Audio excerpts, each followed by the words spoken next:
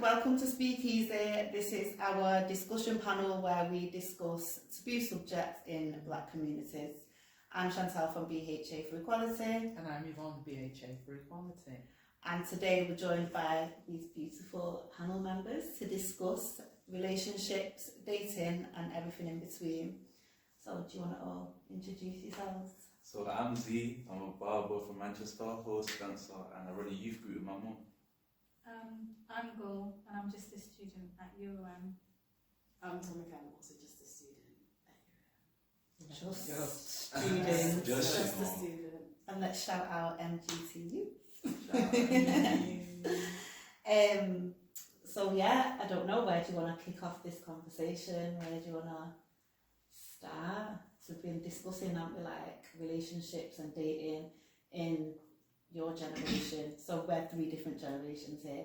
So obviously it was very different in your generation, Yvonne, compared to mine and compared to your 3. So that was what we wanted to talk about today.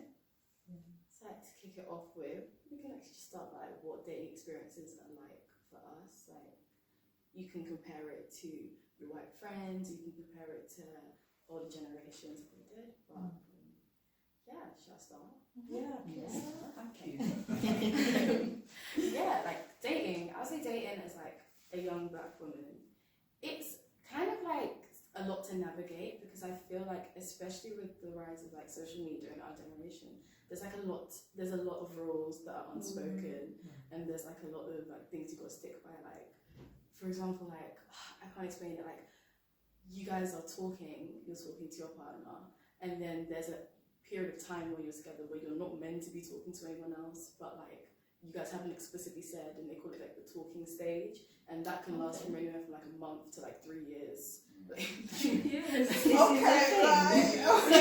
Who's in the talking stage for 3 years?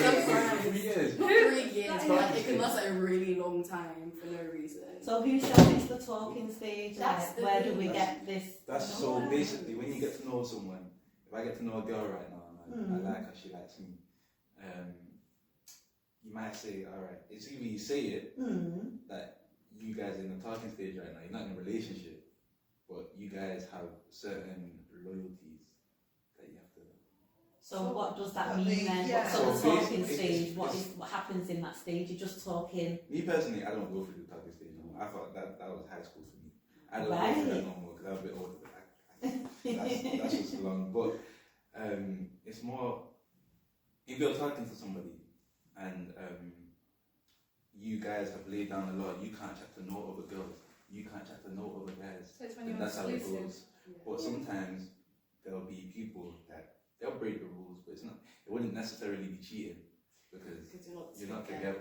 But I don't understand though, because if this is the talking stage and you're only, for me, I would call that we're only talking, then why can you not talk And to anybody else if you're not exclusive? That's the thing. the I think confusing like part. there's a lot to navigate because there's a lot that people don't want to speak about. Like you don't want to be like, oh, are we in the talking stage or exclusive? Because it's really difficult to even define what it is. So I just think it's like dating nowadays is more confusing than it has to be. And I didn't have the talking stage. yeah, Yeah. Tell us. I just, with my boyfriend, it was like a week of just us like going to like dates and stuff, and then like we just decided, I was like, I like you, you like me, do you want to like just be exclusive, like not boyfriend girlfriend, but do you want to like date properly? And that was it. We didn't have like the whole text. I feel like I'd go insane. exactly. What do you mean by that? Like not boyfriend and girlfriend, but date? So we were exclusive. We said like we're not going to see each other, we're just going to see, but we were like basically in a relationship, but we hadn't put a label on it.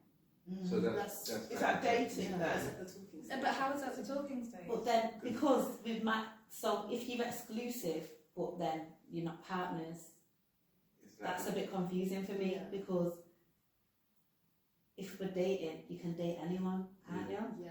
Or this just That's sounds why violent for our your generation is generation. very confusing. Like, I swear down. Yeah, I'm confused. Yeah, exactly. So what are you guys now? Are you guys in a We're relationship now? boyfriend and girlfriend, yeah. Right. Did he have to ask? Can will you be my girlfriend, or was it just? We were acting like it anyway, and we just solidified it. And how do you like to like it as well? Like he was coming over, I was going over to his. We Mhm. were like meeting each other's friends. We were going on dates. We were, you know, doing that coupling things. Okay, so Not with anyone else. so there's an just with exclusive. right. There comes a point where it becomes exclusive. Like we said, we were Changes the exclusive. status. I feel like I with, feel like the but one talking thing, stage makes it exclusive. one thing is though, the way I used to see it back in high school was, and I used to tell girls this, like, the talking stage is me getting to know you Mm-hmm. in terms of how we gonna be together. Okay. So we're gonna move it out in a relationship, but we're not yet in a relationship. It's like if it's like a trial. Okay. You know what I'm saying? Yeah. So we're not in a relationship, but we're trying to see how it goes. So And this if is like it messes yeah. up, then it's not like we're breaking up. We just weren't together in the first place, and I'm going this way. You're going that But way. then have you not invested feelings Yeah. during this trial? Oh yeah, for sure.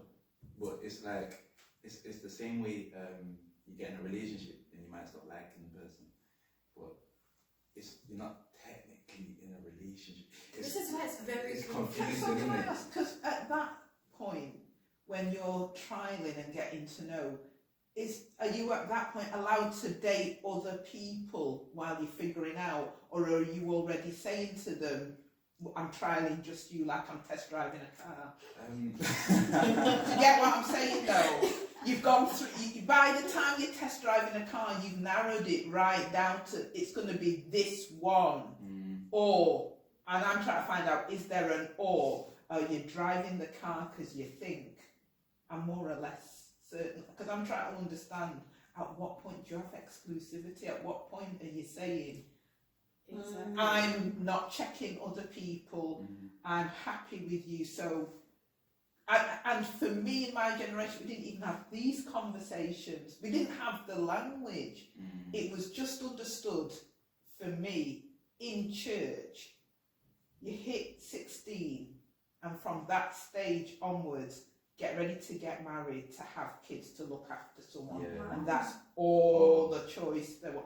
That's not choice, that's all there was for me. So I remember distinctly hitting 16 and the thought of me being interested in a guy. There was no talking about dating, different stages, different languages. The moment I started looking at a guy or a guy showed interest in me, we had to start talking about getting married. And that's how it was. You got married, end of story, because you couldn't have sex outside of marriage. Yeah. So therefore, if you were tempted, it'd be better that you were married. Yeah. And then anything that happened inside of that then would be okay. Anything outside of that wasn't. So I didn't have a concept of how to talk, even negotiate and say yes, no, this is what I like, this isn't what I like. So I'm absolutely blindsided with this. No, I was just going to say that's exactly how my parents like raised me, because I come from like a conservative Muslim background, and then my parents like, if you find anyone you like just marry them. And a lot of people I know my age in the community, they've had kids by 19, they're married. Yes, 21, considered old. Exactly, yeah. And my sisters had arranged marriage offers from men in their 30s when she was like 19 years old.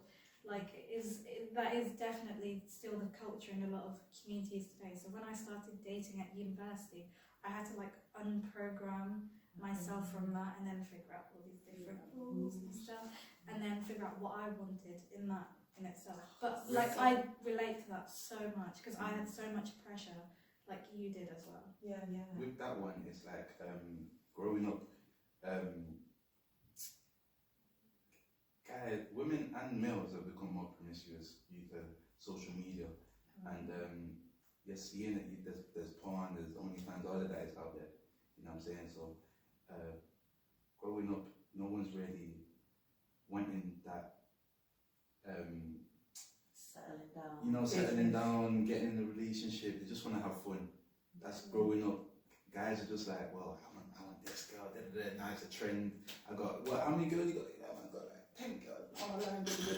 You know what I'm saying? So it happens like people are playing games with this. It's not really a thing where back in the days like, oh, settle down, get married. Even some like my mum obviously she makes sure that I'm not that type of guy. I go on every girl. I've never been like that. But she said if I do, make sure I wear should make sure like she speaks to me and lets me know that Oh, that's That's you a can whole get this new disease, conversation you know as what I'm well. saying? So Yeah. I've grown up with that respect, and she's been through a lot, so I've grown up with that respect for women anyway. That's But there's really a lot of good, guys yeah. that haven't grown up with that respect for women. So even when we were like me, even when I was a kid, yeah, I never understood talking stages, which is so crazy because everyone did, but I didn't. I was a kid and I still didn't understand. Even when people were explaining to me, I was like, so when I was telling girls, like when girls were telling me we're in the talking stage, I was like, I'm alright.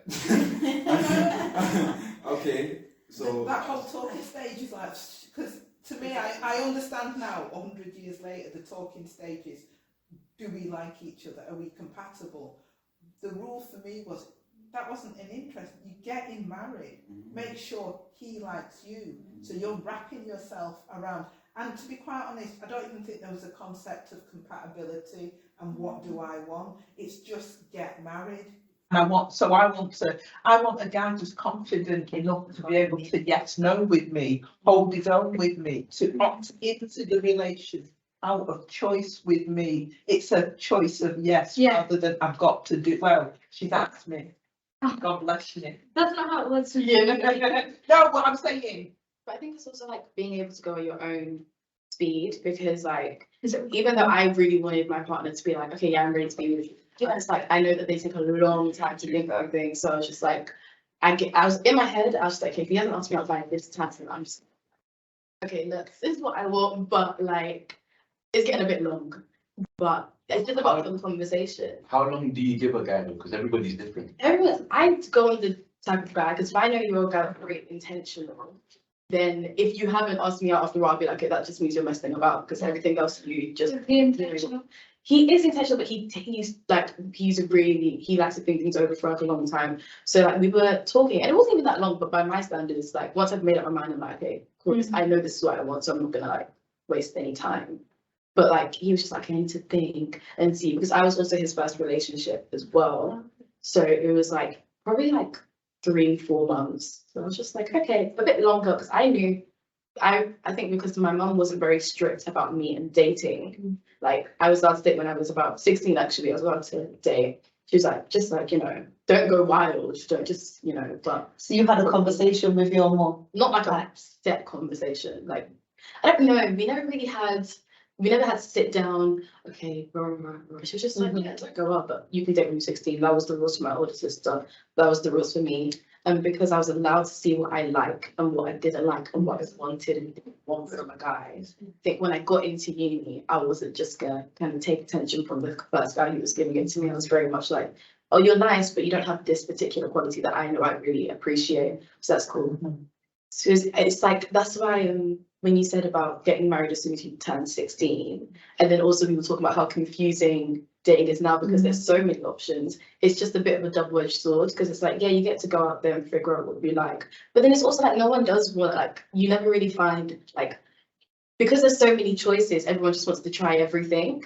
So it's very hard to sometimes find someone. I think like saying that you want to be in a relationship nowadays is a bit looked down on, because like, oh, what, you can have all these people and you can do anything. But it's like, if you know that you're the type of person that likes a relationship, you shouldn't really.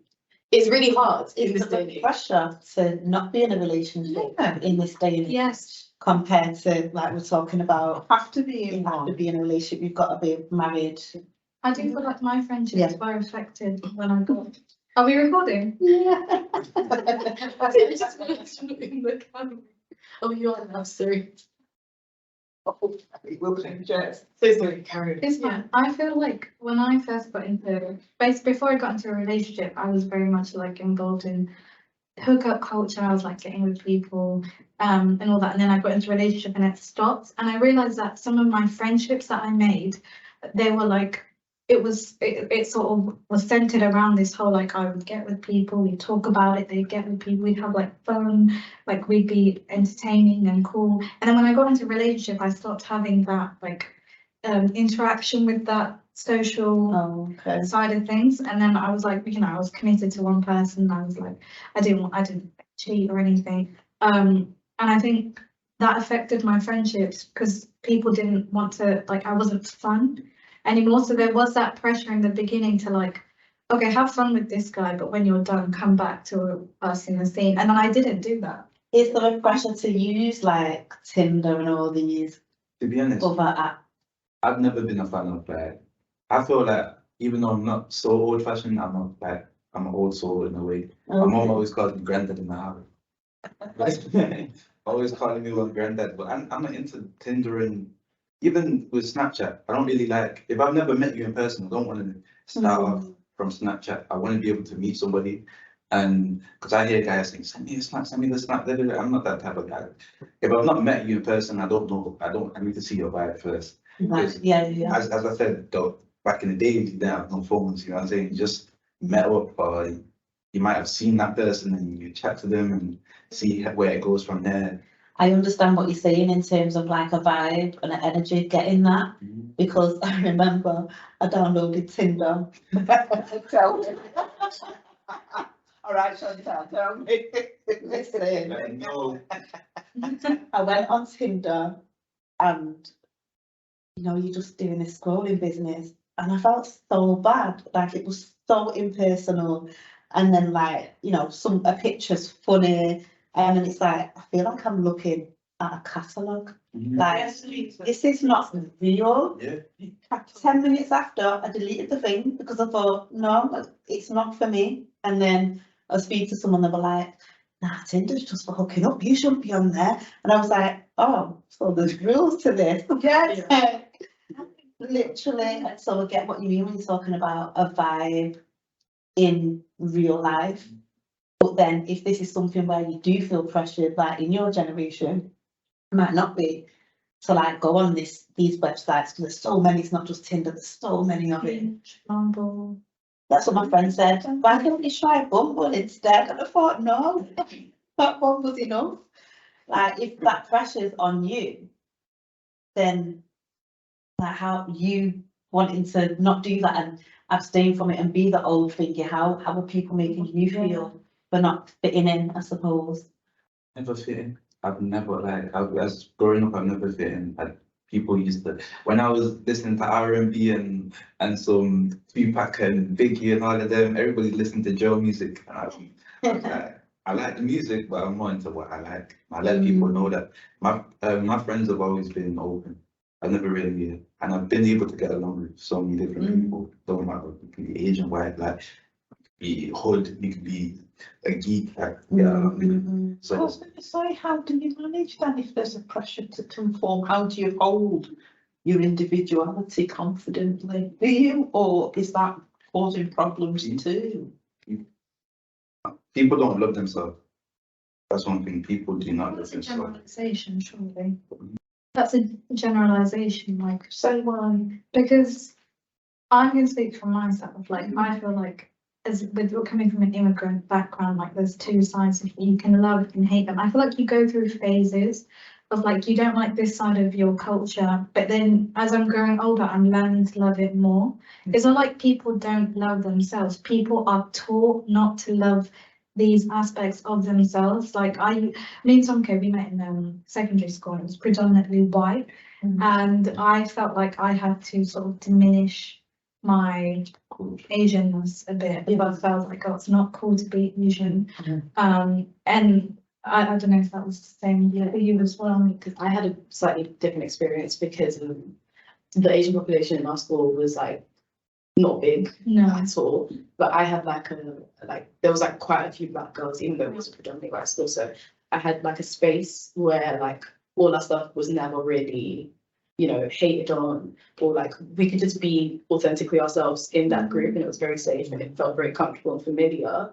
But then you're not like individuality is hard to find when you're surrounded by white culture at odds with your own one, because you have to figure out which parts of it you want.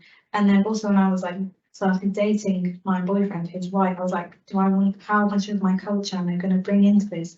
And that's something I had to like share with him. And now he's like really like, he started learning the language and stuff, and he's taught me like to appreciate my culture. He's like, I want to go to Pakistan, I want to see where you come from, I want to like meet your family. And it's really lovely that I'm learning to love this part of myself. It's just a shame it took me like 20 years. What was that conflict of dating, like starting this relationship with someone that wasn't How was this? Pakistani Muslim? Your family? Yeah, I struggled. I actually really struggled with interracial relationship because it was also my first one as well. I felt he's from like a really white part of the UK, Cheshire.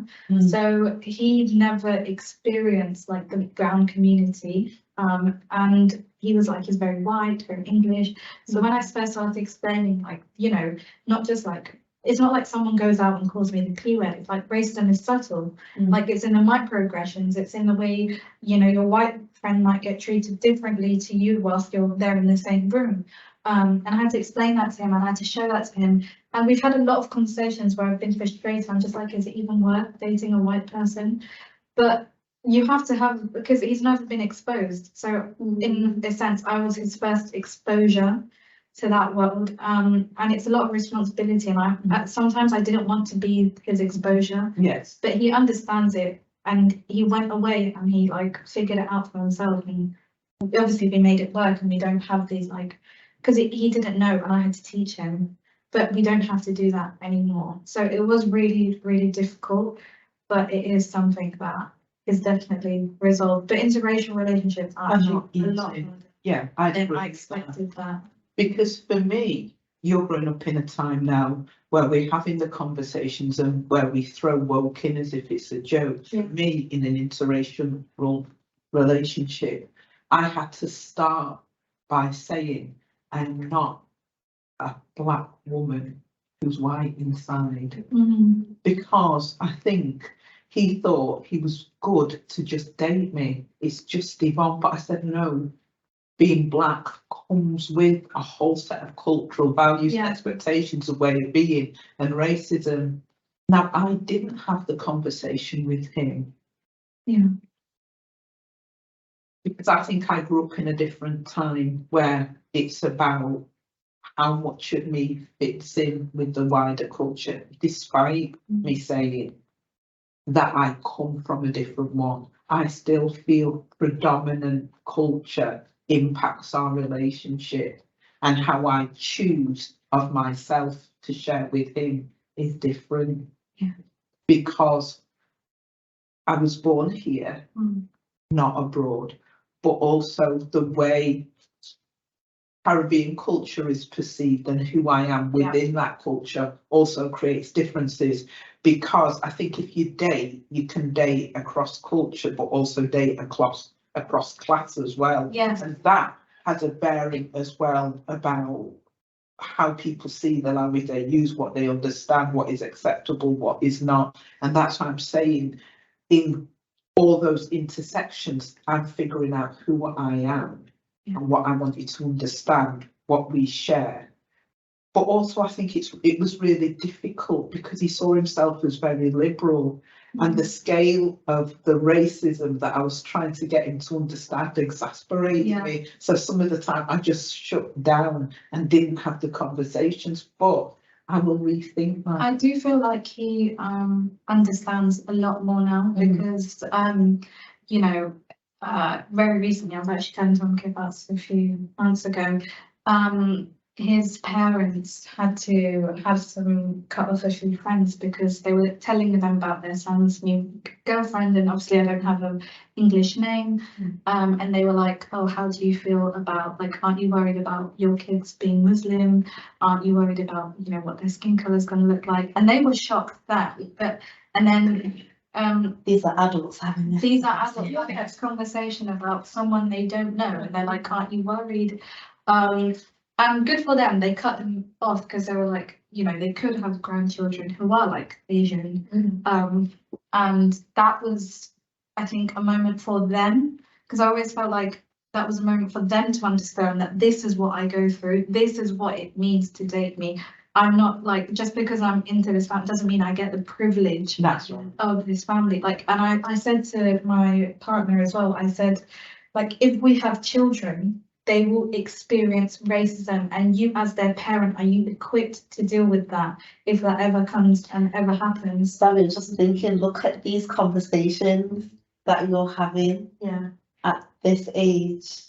Yeah. Like, It was, I can't tell you to be interracial in the 60s was just shame and confusion. Yeah. The society was asking either or. Are you either, my son is interracial Yeah. and the stuff that he's dealing with Yeah.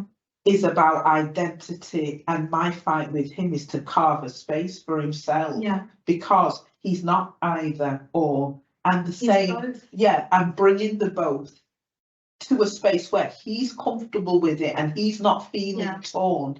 It's not been an easy ask, and he's been bullied by both sides, again being asked to make decisions about how he sees himself and to be loyal to, disloyal to, and so it creates these additional layers. Navigation is about me not saying you have to be black or white or you're mixed, biracial, bicultural, Yeah. individual though at the end of the day Yeah. to make his choices. And I had to be very conscious of that when I stepped into that relationship because I knew it wasn't going to be easy ever. That's But I why- went into it. That's why I'm always like, now with my partner, I'm always like, I had this, we had this phase, I was like, you have to show me that you are equipped. Like, if I do choose you as the father of my children, I want you to show me that you are able to, you know, have a half Pakistan or a Pakistani child, and you will know and you will relate to them and you will be a safe space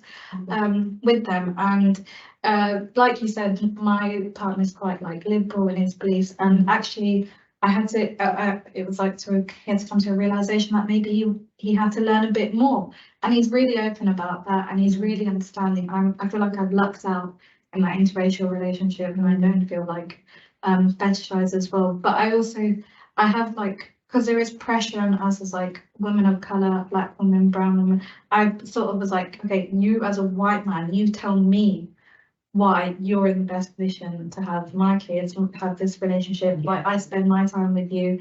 Like, I'm not doing this by myself. I'm not fighting this by I understand because we live in the soup of the nuances all the time. Yes. And what I wanted from my partner was that he understood the nuances of, so that when I didn't say, he would feel it, get it, but also so that I didn't always have to battle on my own in those situations. If someone disrespected me subtly, I'd want him to stand up for me. Yeah. Is that alpha male behaviour? I don't know, but I knew that it became important to me. Yeah. And I needed there to be a level of confidence that he had about himself, because I feel that I cannot carry me and the racism and the stuff that we have to carry and then carry you as well, because you don't get it. You've got to get it.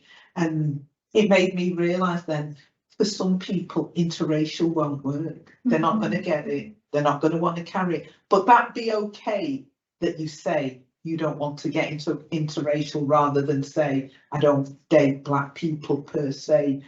Make it a intentional choice, because it isn't easy. And managing, because I still feel for my generation, and managing all that stuff that comes with the older generation, the stuff and the areas that they live in where we always walk as the minority. Yes.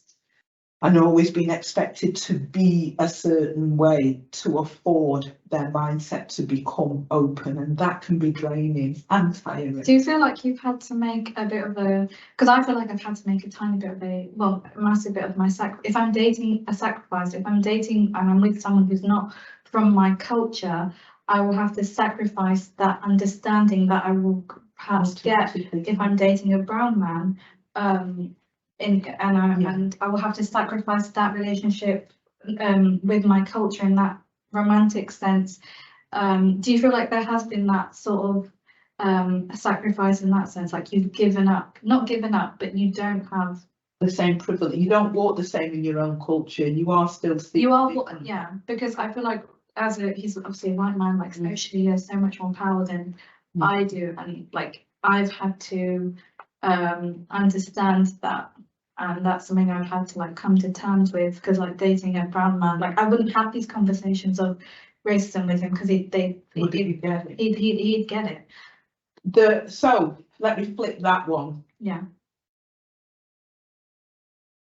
guys wouldn't date me because of the way I talk. Black guys wouldn't date me because they saw me as different and they saw me as white. So what I struggled with was being a black woman trying to date, and it felt like you're dating out of class because you assume that the education now changes who I am.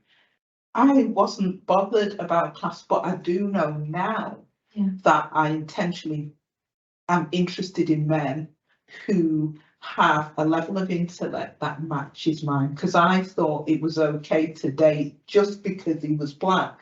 But then I had to understand his colour alone isn't enough. He must bring that level of intellect and that aspiration, that our aspirations must match. And over time I realised that if I was intimidating black guys, I wasn't going to wait for the right one to pop along. I found a guy who got me where I was, rather than dumbing down my standards to accommodate somebody else's insecurities. But for me, that meant change of colour, change of class as well. And that's something I had to get my head around, because I live in the stereotype of, you know, the long-suffering single black woman.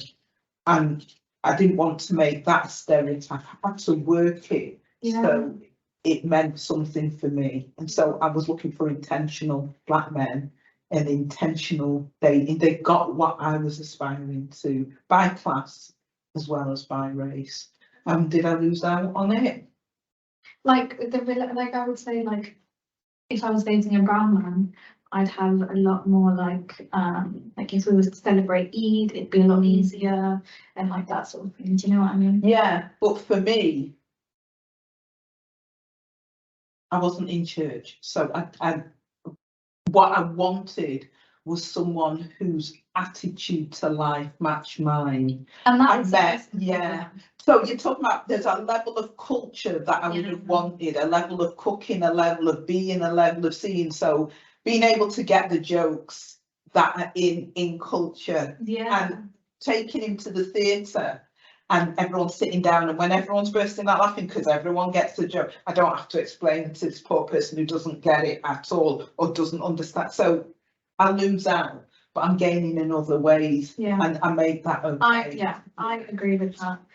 Your experience. I actually have a question for both of you again. I don't want to like but, basically, I found that with like from my experience with white men, when it comes, and we were actually just talking about this, when it comes to dating outside of their race, when they're dating non-white people, I find that they hold the beauty that they want their partner to be like to an exceptionally high level. So like they if they want to date outside of their race, that person has to be mega attractive. Exceptional. Exceptional is the word. Yeah, can't just be on the same standard as the white woman. You've got to be makes them exceptional? Like if you have maybe more, well, their standards anyway, Western world we live in, like more Eurocentric features. Maybe if you have like a cute little button nose and like Can't be Naomi Campbell. basically, So they can come to you like Junja, but then you've got to stand next to them like Naomi Campbell, like. But I got to look like Naomi Campbell, and I see that when I went on. See, my version of dating apps weren't dating apps; they were online, speed dating and all that lot. But when I dated the guys, they were looking for exotic. They were looking for Naomi Campbell or a level of beauty that, I tell you what it was. It was like saying, yeah, I've had to date a black girl, but look what she brings. yeah, She's gorgeous. She's this, she's that. I couldn't just be same level. It's almost like everything I bring has got to be the apology for the fact that he's dated black. And I thought, no, what you're coming with. So the two of us match level. What I'm bringing and what you are must be the same. I can't be going out with guys who are going to take me out as a black woman, but when they're showing me to their friends in the workplaces, I know she's black, but I hear the but in the attitude, and I think no. And they're not all like that, but I got that. Yeah, that you've experienced that. It makes me think of now as well, like we talk about the beauty standards as well, like when you're going out on your dates or whatever. Do you feel that you have to have the contour and have all of this where you look different? Recent debate going on that no one was shut up about. It was the UK black girl makeup, and it's like so just basically a particular style, which I personally really like. But you know, some it's people, beautiful. some people don't really do it or like it too much. That's cool. But there was a conversation about how in the UK, especially, to get with someone or to be available and open to those romantic experiences, men will only pick you if you kind of have that aesthetic. Yeah. Well, Yeah, actually, I'm not do you know what it is? Because I spoke to a lot of guys, and we generally don't like makeup. I don't. The thing is, wait.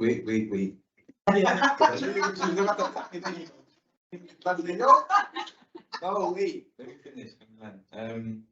Guys don't really like makeup, but it's not that it doesn't attract them. It does attract them. It's just it's like when people do they make their lips bigger, their bum, tits and Okay, yeah, stuff the like that. enhancements. The enhancements, they like it, but they're not gonna look at that girl as a wife. Does that make sense? So if they don't, it's the way I see it is the way I see it is if they don't see you naturally, then they're not really looking at you to get a wife.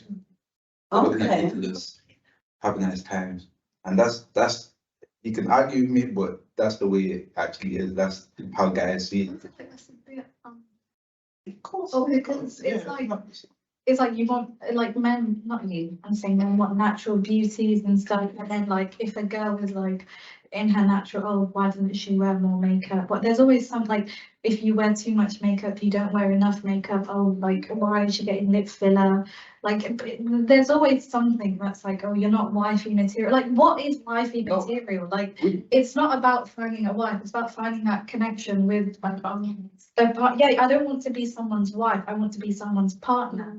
Like I like, do you understand? The way I've seen it is like, so you know, like the natural makeup and stuff like that, or the way I relate to it always, because I have a very strong connection to my hair, for example. So like men, like a lot of the guys I grew up with, they're like, oh yeah, I love natural hair, but then they like it when it looks a particular way. Yeah. So it's like my hair is 4C, so my hair is like coily, and I personally love my hair. I did have to come to terms with how it looked, you know, like growing up, seeing how other people had their hair and stuff like that. But I personally really like my hair, so I'll wear it out as it is. But like it's the same way like with makeup, men like natural makeup, but natural makeup Is a lot of makeup. is an oxymoron in itself, because that's an oxymoron. Yeah, it That's is. it, yeah. I think it's the word I'm using, because it's like natural, like it's still makeup, like, and there's a lot that goes into a no makeup look, for example. So it's like I don't know, it's kind of like a double-edged sword, because it's like men say they like It's an this. unrealistic expectation. Exactly. No girl can ever match that natural unless you're a supermodel. Like I'm not trying to attack you, but I just don't think that's the right way of thinking. Like you're having unrealistic, like if a girl wears like too much makeup, she's not a wife. That diminishes her value just because she's wearing makeup. She's not promiscuous. And also if a girl's promiscuous, that doesn't mean she's not wifey material. Like that is, I think, an outdated way to think about women in general. And I'm not trying to attack you, I'm just. But that is a lot of the views that a lot of men hold, so it's just my representation. One thing I'd say is with natural makeup, it's more you can see what the girl looks like. You see, I know everybody has Instagram here. Most have Instagram.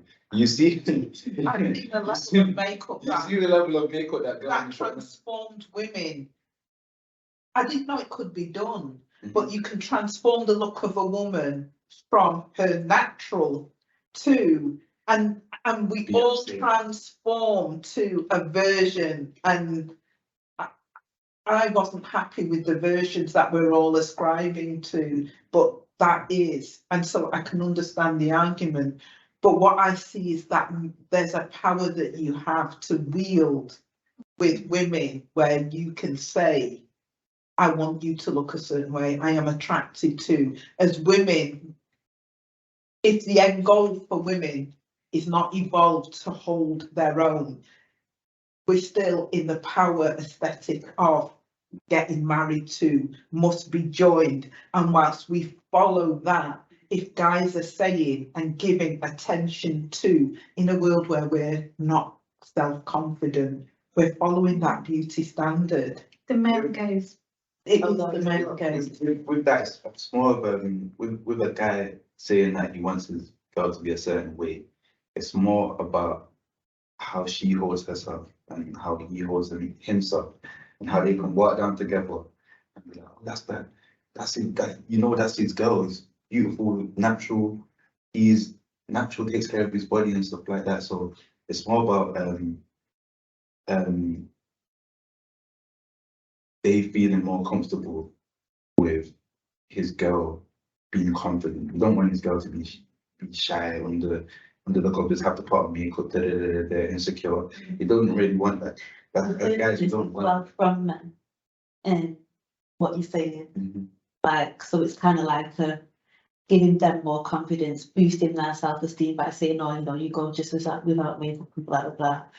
But then it's the same way in what you're saying, like, what if that person loves wearing makeup? And I love wearing makeup. And it's not even about a self-esteem thing, it's just a hobby. Like, I really like doing this. You know what I mean? It's a creative outlet. Yeah, the way I look at it is like an art form, because my sister's a makeup artist and she loves doing editorial looks and stuff like that. So like a lot of her makeup looks, especially with the eyes and stuff, some men would look at it and be like, that's ugly, like no one's going to attract anyone. But It's not for you. to be like, I like to look at it like, avant-garde fashion, stuff like that. It's not meant to be worn. Yes. It's just meant to be appreciated. The way Right. that like it's an art form in a way. I do feel like this whole thing about like how a guy wants his girls to be beautiful and natural, it's like it can make women feel like accessories, because surely you should be with someone not just because of course you should be attracted to them, but you shouldn't be with them because like, oh, like look at my girl, like showing her off. Like it should be about who she is. A girl's that way. Yeah, Guys exactly. something. Yeah. They want their guy I would to look a certain way and be a certain way. Well, obviously, I'd want to be attracted to my partner, but the main reason why, if you ask me why I love him, it's not because of how he looks, it's because he's like kind and thoughtful. Like he's the kind of person who like goes into the shop and gives like the homeless person like food and like like those sort of qualities. That's why we should date. My thing is, as we've grown up, I was speaking about this with one of my boys the other day. As we've grown up, it's like girls have gone through different stages of like, I've seen girls from my high school talking about they've gone through different stages of being insecure and being happy, being loving themselves, but then when they get to college or something, that's when the makeup comes out. I want this, I want a reduction, you know what I'm saying? I want plastic surgery, and it's like you weren't born like that. That's not that you can't wear makeup or nothing like that. You can wear makeup. If we're going out, it's your birthday, you're going to a party or something like that, put on your makeup, look nice, whatever. But it's like, it's not every day. That's the main thing. Like, No, go on. like if you're just chilling in your house, there's no need to put on makeup. You know what I'm saying? If you just go in shop, you putting on your makeup for, you trying to look nice for, you know what I'm saying? And that's where Myself. there's You don't think? I will say, actually, it is a bit of a like two-way thing, because it's like there was a point where I was actually wearing makeup for everyone else. Like I wasn't comfortable going out without concealer, like because my bags can be quite dark. Then I wasn't comfortable going out with concealer. Then I started wearing eyeliner. I wasn't comfortable going out with eyeliner. But then like when I unlearned and I was just like, wait, it's pretty, like I went through my own personal growth. But now I can gladly say I actually do wear makeup because of like myself.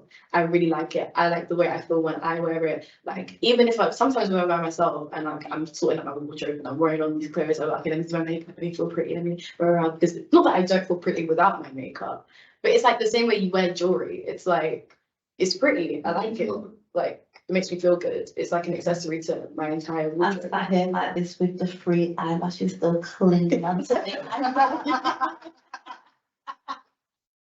One thing, guys don't really, it's not like they dislike it, they really dislike it, but it's just not all the time, if that makes sense. And it's not too much of it as well. We need to see your beauty. That's what I'm in the relationship with you for, to see your beauty. As well as your personality. I wouldn't be in a relationship with you, but I don't look at you and think, oh, I want to be with that person. I look at that person and think, oh, I'm not going to get to know that person. She got a nice look. Because automatically, with a relationship, it's all about the attraction of that person as well. So as soon as you're attracted to that person, you get to know that person. That's where you either form a relationship, a friendship, or you bounce. Yeah, I accept that. Talking stage. I think Go on, because I just wanted to ask about the pressure that men have. Yeah. Because I want to flip that and just ask about now the beauty standards for men have changed. Buff is in, Bill, God knows, yeah, that looks great, but is it realistic? And I'm asking, what sort of pressures do young men feel? Obviously, my son is going to the gym now, it's become very important.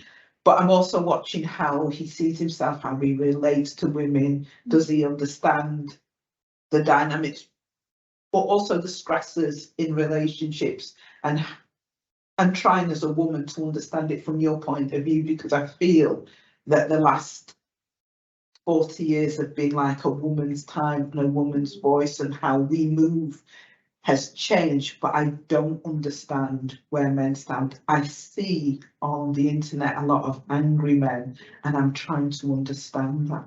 So I feel like with that, it's vice versa. It's the same thing for women, same thing for guys. Right. Everybody's just trying to develop now. Everybody wants to be. There's a lot of people that just want to be in the same boat as everybody else. I want to be really now. I want to be a summer babe. I want to be this kind of babe. You know what I'm saying, guys? Listen, Somebody you know. know what I'm saying though. Like hot girl summer. Hot and all girl of this. summer. Exactly. Everybody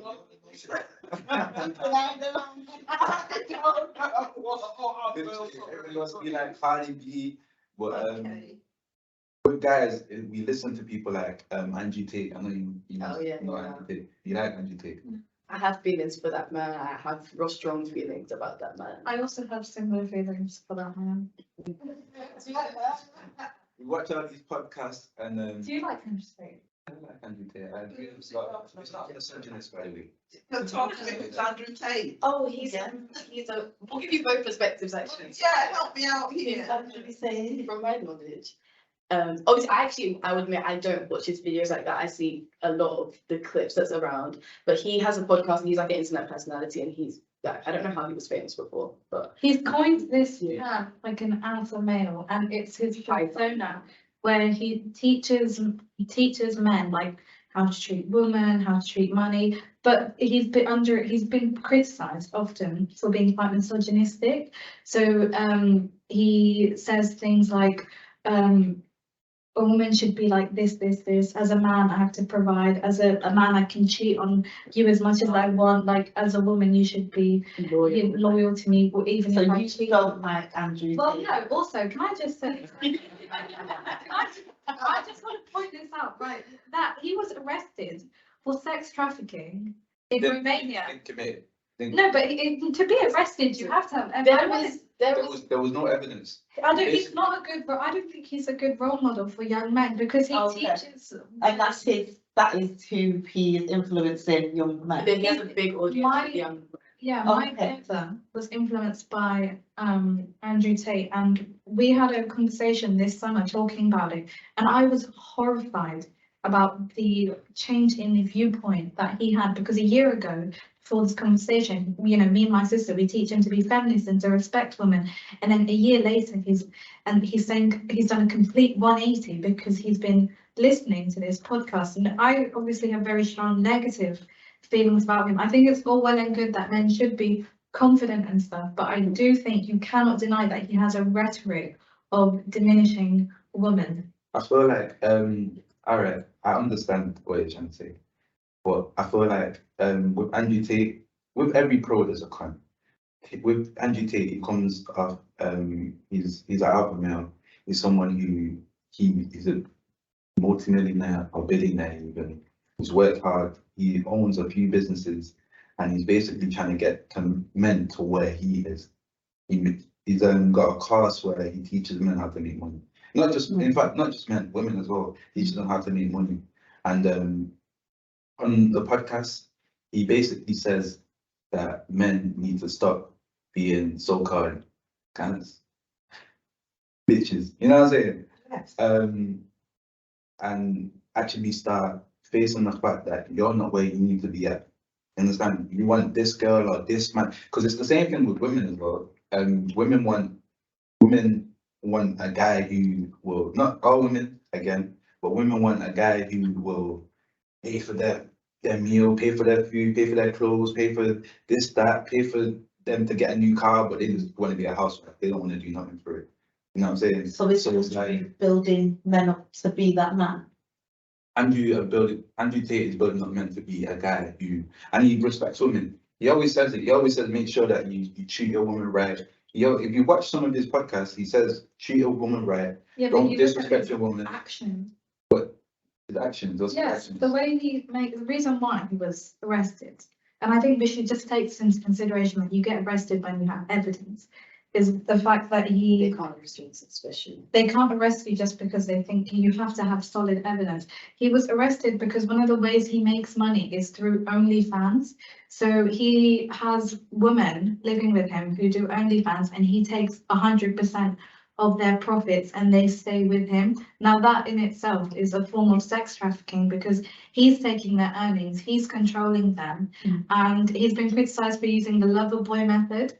So getting women like being like, I'm gonna be your boyfriend, and then like they're in, and he treats them badly. And there's even a video of him like abusing. No, there's a video of him abusing a woman, and like hitting her, and he got kicked off Big Brother for that reason. Like you've got to remember, like you don't get arrested for nothing. You don't get kicked off a TV show for having a good reputation. Like this man is dangerous. The amount of influence he has on young boys, especially men who feel like they're unsatisfied by confident women, like the woman won't go for me, I'm a nice guy. Like you've got to think that he's capitalizing on male vulnerabilities, and I understand what you're saying, but I don't think he's a good influence because he's capitalizing on that vulnerability and creating a very dangerous atmosphere for women. One thing about social media is they're always going to pick the bad when you're good. Understand? So But he's not good. You cannot say he's good. Listen. They're always going to pick the bad when you're good because what Andrew Tate is, he's a guy he's an activist. He comes on these podcasts, not just podcasts, he does videos for other men, and he speaks about the hate that men get when they're not where they need to be at, or if they're not rich, or they don't have a dozen cars, or But who puts that pressure on men? women. But how do women? But who's taught women to put that pressure on men to be the financial? Who's put that pressure on them? I mean, men do that, but I don't. No, it's men who's put pressure on women to put that pressure on men, isn't it? But let's rewind that back because there's an interplay and an understanding of relationships in terms of I see a traditional role come back that has disappeared. The roles that I see now are more historic of the man being the provider and the woman wanting to step back. Now, I didn't have that. I had a totally different mindset. This is 3 generations back. And I see men trying to be the provider.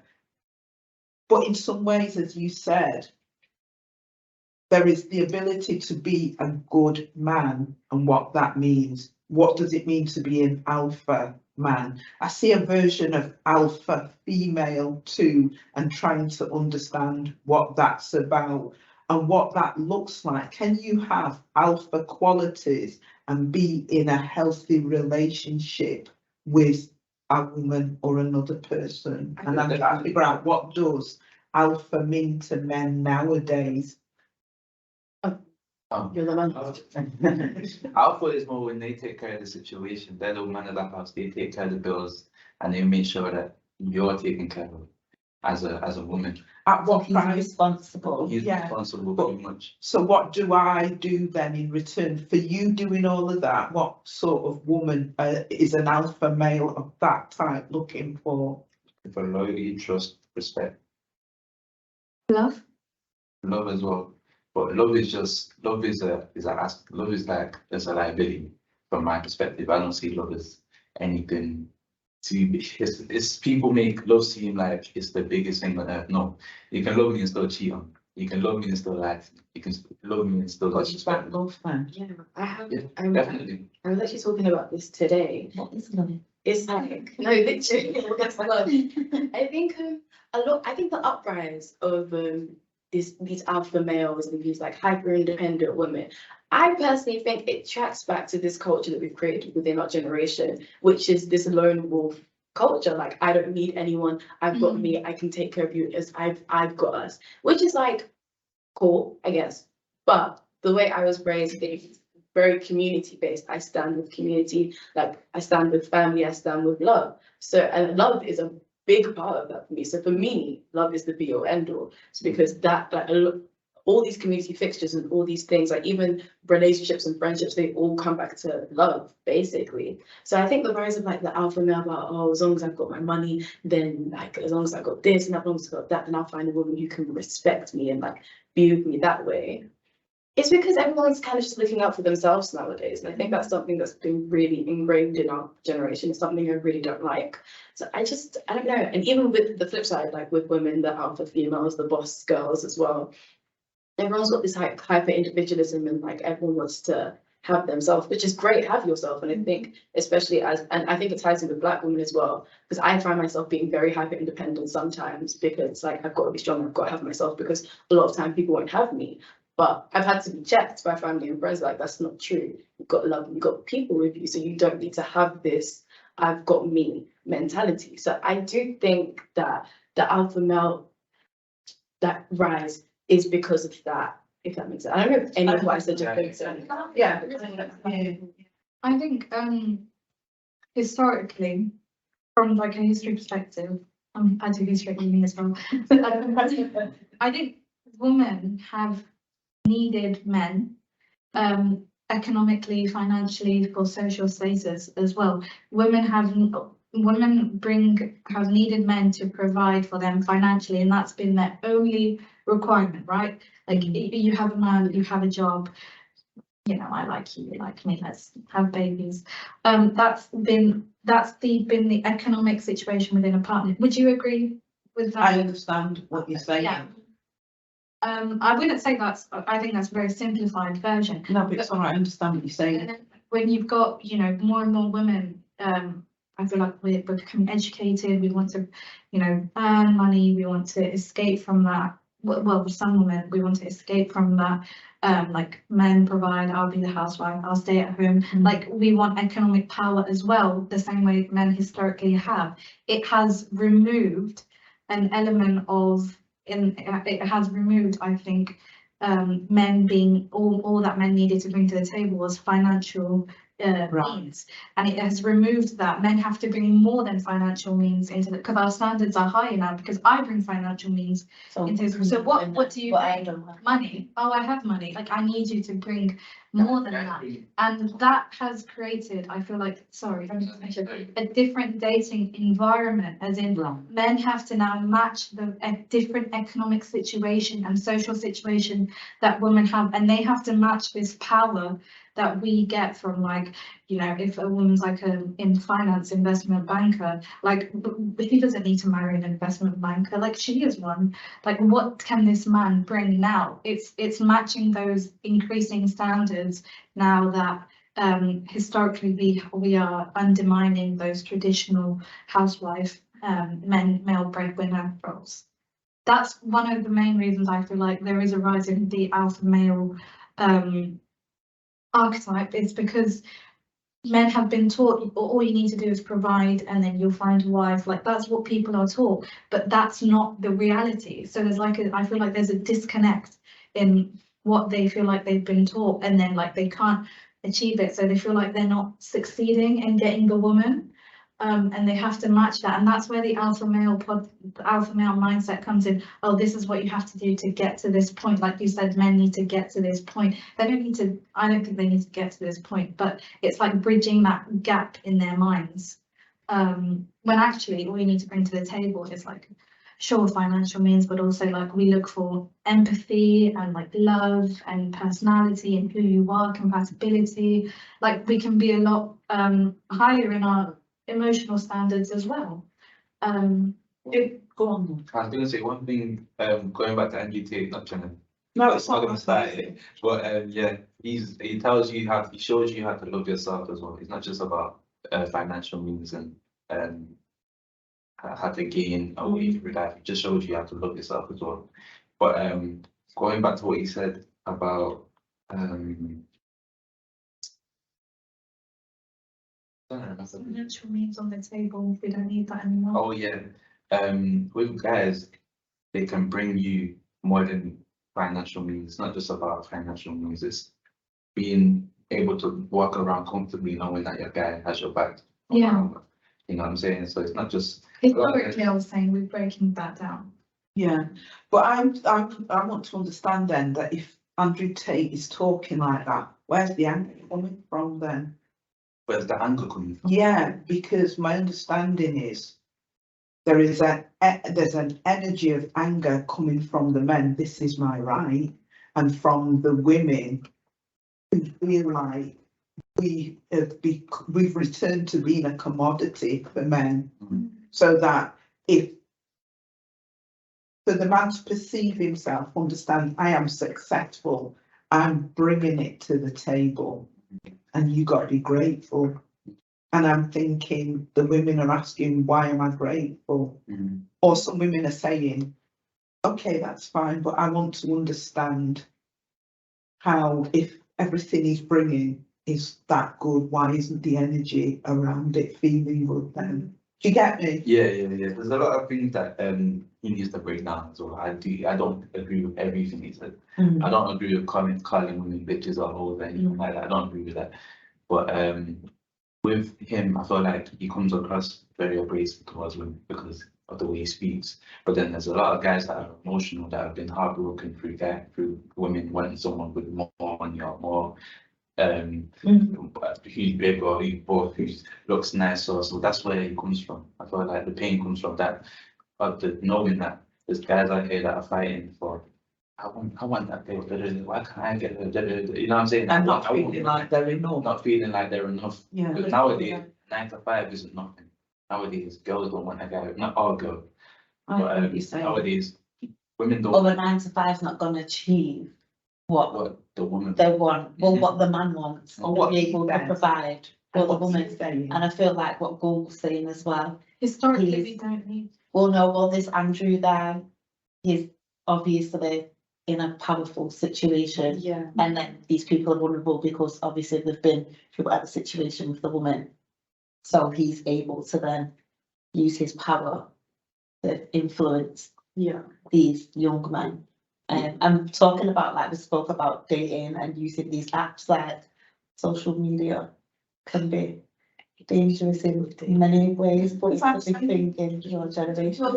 Does Andrew Marr do the bit where, because what I'm worried about is that whole thing about he's picking up on vulnerable. There's no dialogue that I hear he's having, or maybe I've missed, where he's saying, okay, where do we learn from that experience? Because if we've got these guys of a particular type looking at women who are not compatible with them anyway, but they're the only standard of womanhood that they are told to aspire to, they will always be missing because this woman won't go for them as they are. And it's a shame, and it doesn't make sense to aspire to a woman who isn't your type any more than me aspiring to date Prince Charles. It's not happening, but neither is Prince Charles. I would say my reality check is I have learned Prince Charles is not my type, rather than I've got to strive harder, grind harder, be more alpha to achieve Prince Charles.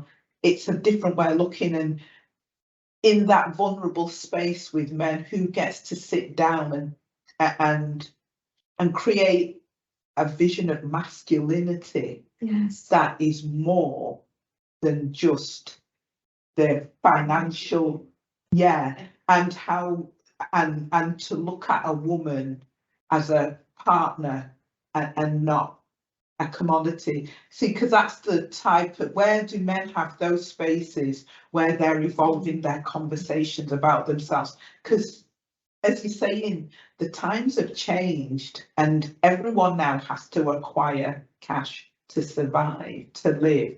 But surely quality of life and quality of partnerships can also evolve as well. Yeah. But I'm worried because I've used a lifetime to figure all of this out, and the generations that I'm looking at now, who I thought would be bigger, faster, stronger, are actually going backwards. There's Yeah. a lot of polarization. Yeah, to me, that's what I'm seeing as the older generation. I'm thinking instead of us going forward, actually men and women are now more combative, conflicted and anti. And that thing that I said about receipts, where people have to prove and make sure, plays into this. It's combat culture. You punch me, I punch you. And I thought, if we're like that going into relationships, what does that say about the type of relationships we're going to create if everything's about making sure you don't hurt me? Where's the safe place in that? Do you get me? That's actually, I 100% agree with you. Okay. And like, It is incredibly polarized. it's very polarized, and then that just it leads to uneasy. Like it's very rare that you could find someone to like sit down and just have conversations and be very open, because it immediately goes into defense mode, which is like my biggest thing with social media is like, because social media is designed so that when you're on there, you're surrounded with people that think the same way you do, because obviously they're tailoring to what you want to see. Yeah. And that just creates more radical polarization. Like I've heard some pretty awful takes from more right-wing people, and then like some pretty awful takes from more left-wing people, because the deeper you go into it, the more you're just surrounded with people who think the exact same way as you. So then when you meet someone in real life who doesn't subscribe to that thinking, it's just automatically like, yeah, there's no room for conversation, which is like, yeah. And then I think that also translates into your dating life as well, because sometimes I have had to be told that sometimes you go on defense really easily, because like if you just it just that sometimes it's like, how can you not think this way? But it's like not everyone's exposed to the same things that you are. Like, yeah. Okay. Then obviously, with what you said earlier about it not really being just about financial gain, as I said before, he speaks on more than just financial gain. He speaks on how to love yourself, and he does respect women. He actually does. There's videos where he's respecting women as well. I don't know which videos you've seen, but there's a video where he's respecting. He shows women love when he's doing these podcasts with a bunch of women. He's always speaking to them with respect. You don't disrespect them. You know what I'm saying? So, and he teaches men how to do the same thing. And with social media, I feel like, as she said, everybody just wants people to agree with them. They don't want to hear anybody else. They just feel like they've got a voice. They want to come on social media and say that, and everyone should just agree with it. But it's not like that. Right now, it's, people don't, and what I said earlier, with people not loving themselves, people choose to, that's why I was trying to go with the makeup and stuff. Like, people don't, wait, like, No, I'm listening. But people choose to follow fashion. They don't like to follow their own mind. Understand? So when they're on social media, they like to see, oh, this person said red hair, okay, I agree with them. Then this person said red hair, right? Nah, I agree with them. Now this person said this, and that. I agree with them. So it's the influence, Yeah. exactly. I agree with that. Yeah, so it's not really about whether you can't always listen to. I just mentioned Andrew Tate as an example, with whatever else. Yeah, I don't mean to get. No. I know. It's such strong feeling. We know. But yeah, it's like you don't have to listen to everything somebody says, or take the bad, but at least take the good and understand where he's trying to come from, or where that other person is trying to come from. Understand and see where you want to be in the future. Don't just look at somebody else and say, oh, that person's doing this, I've got to do the same thing. No, just be the best version of you that you can be. And people are not like that nowadays. But how do you get a balance of influences around you? Because I feel like from the moment I press one button on the dog barking, nothing but dog barking on my YouTube or anything, so all of a sudden confirmation bias. All I'm going to see is everything that makes me want to stay It must be right. A million different things Going out and see real people.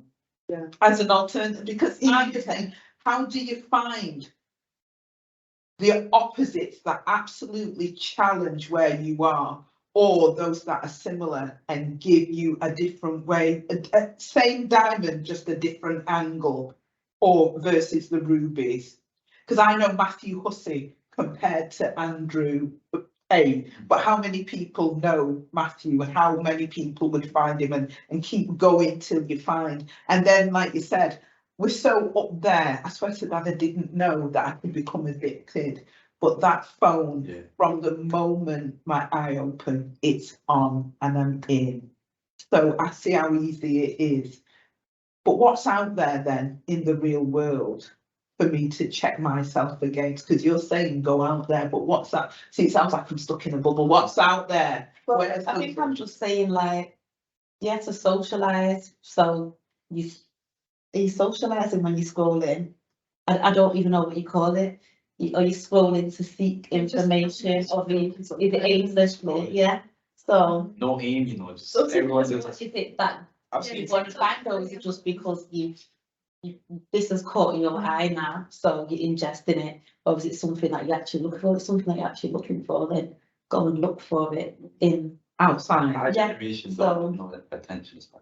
yeah. They're so caught up on their phones, and it's an addiction. So It's how are you actually dating with I'm just thinking about the actual date. Like, how do you find it then? obviously people like, don't what do you talk about? Exactly. I've actually found that I don't know. I used to be when I wasn't like on my phone so much. When I was dating around, I was just like, men are so boring. Like, why is no one giving me interesting conversations? But it's actually everyone. Like, everyone's kind of just talking about, like, most of your conversations are going to be about pop culture, or they're going to be about like what you've seen, like, oh, look at this funny thing, or you see this or this trend. And I was just like, wait, like, and it's even a reality check for myself, because I'm sure that I've had conversations where people are like, Jesus Christ, she talk about And anything how else. long do you keep in that talking zone if that's all you're talking about? Because what's interesting about obviously not everyone's the same. Yeah, So but I'm that's why thinking about that. sometimes you have to just find like, the right crew for you, the right people for you. Yeah. Like with me, I just can't get into this trending and all these trends. I watch him, and you get caught up for a minute, and obviously you get caught up, but you just like, what is this? Like, why are people so obsessed with TikTok? Why are people so obsessed with Snapchat? The algorithm Nowadays, It literally gives you what you want. exactly. so good. Everything is online from lockdown, and I think I felt like it was definitely a way to control us. From lockdown, everybody lost their heads. Since lockdown, everybody was on their phones, house party, Snapchat, FaceTime. House party. Remember house party? That's how quickly things are over as well, though. Exactly. House party had such a rise, and like maybe when we were in secondary school, it went down, but then it went up in lockdown because nothing else to do. And I haven't heard about it in like maybe 2 years. And another thing is, It's an app. It's like a FaceTime. Yeah. Real house party. so basically, on house party, you can just go on the app. You just call straight away, innit? Yeah. I don't even know how to use that, but you call, Play games. You can you play games. As soon as you're on FaceTime, though, anybody can join your call unless you lock it. Oh, right, so So- you create a party on your Yeah. phone and random people Yeah. from anywhere. Yeah. But Even social. like beef started from lockdown. People were beefing on house party, and no, but I'm dead ass serious. After the lockdown, people are coming outside to fight because they're like, "Oh, what are we saying on house party?" Like, it was crazy. Like, that's how deep it got. It's silly. I believe that. I've Yeah. heard Let's this one. go. Yeah. Let's go outside. What Enough with- my lockdown doing here? Yeah. Don't worry, I don't care. I've seen you for 6 weeks. If I catch you in town, yeah, what? But in You know terms what I'm of saying? dating and social media, People. Yeah. Going crazy. but in terms of dating and social media, I think it makes it a lot more difficult, because there's also, actually, I'm not going to just talk down social media, because it's helpful. There are some viewpoints or some people I never would have even met if it weren't for socials. Like, I wouldn't even know BHA if it wasn't for socials as well. So it's like, it is a great way to access places that you would have never been before, people you would have never met. But there's also like choice paralysis, like just because there's so many people that you could potentially date, or there's so many things you could do, it's like, oh, I don't know what to do, I don't know what to do. Sometimes you end up doing nothing. Sometimes you end up doing everything. You don't give your attention to a couple of things. Right. Like it's just not, it's not fruitful. Nothing really grows out of it. That's why I said, Unless- you don't have Unless you really try. because you just caught up on the phone So much going every minute, and when there's so many things that you can see in just on just one platform, you're just so excited. You're just scrolling. It's like what You you lose your mind. Like I remember being on Tinder and I was like, Just no. I was like, and I felt so bad. I was like, I don't know these people. I'm just like, Yeah. no. And I was like, I'm sure you're a nice person. And like, if I'd known them in real life, maybe if I got to know them, I would have liked them. But it's like on the app, like, no. It's for face value, I think. Like, But I think, yeah, to commoditise people, like when you said catalogue, that said it. I come with my bucket list of things I want. I'm just scrolling through a catalogue, and you're right. I know. it is like a qualification. Yeah, of they're the just internet. it was Like influencers, Tinder, even like how we want like a girl to be like, I want my partner to be like, everyone's like shopping. So yeah. So does that make us less tolerant? Is there no learning then? Because Mark isn't. If I'd have given you who I want, Denzel Washington or Daniel Craig, and Mark come along, and if you see Mark versus What I Love, couldn't be too different. But 20 years later, Mark's still here and Daniel Craig is still doing Bond. So how do you learn whether what you want in this life is realistic, and how does the love and grow happen when I can swipe right? At what point do you stop swiping? At what point do you sit in a... I'm looking at it in terms of, if I can go in, swipe right, I'm married. If I don't like Mark after a bit, do I discard, divorce? Because the world is my oyster now. What's that got? Plenty of fish, I heard. Off. Yeah. So where does the whole notion of human evolution through relationships, all of our relationships, don't matter, because you're right. If I hadn't have been here today, this experience for me wouldn't happen. Mark, what he's brought, family, other people, are we losing our ability to see the juice in the absolute mess of human life because we've sterilised it out so much? Can I